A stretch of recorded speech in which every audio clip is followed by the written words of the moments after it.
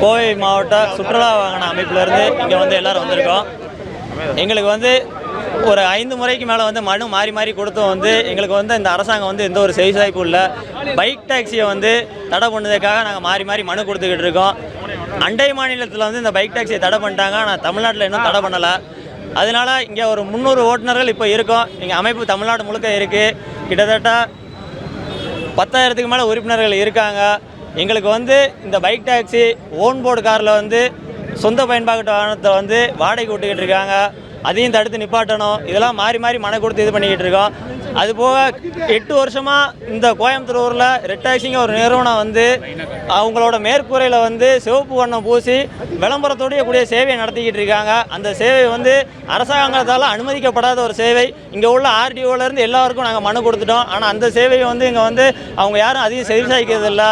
எங்களுக்கு அதனால வாழ்வாதாரம் இழந்துக்கிட்டு இருக்கோம்.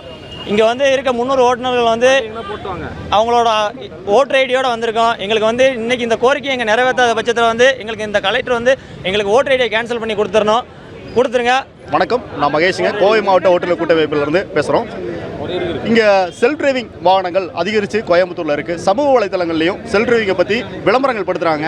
விளம்பரங்கள் படுத்தும் போது அதை நிறையா அரசு அதிகாரிகள் பார்த்துட்டே தான் இருக்காங்க. அது மட்டும் இல்லாமல் இந்த செல்ஃப் டிரைவிங்க்கு ஓன் போர்டு வாகனங்களில் பார்த்திங்கன்னா இன்றைக்கி மக்கள்கிட்டே பெருகி போச்சு. அவங்களுக்கு ஒரு விழிப்புணர்வே இல்லாமல் போயிருக்கு.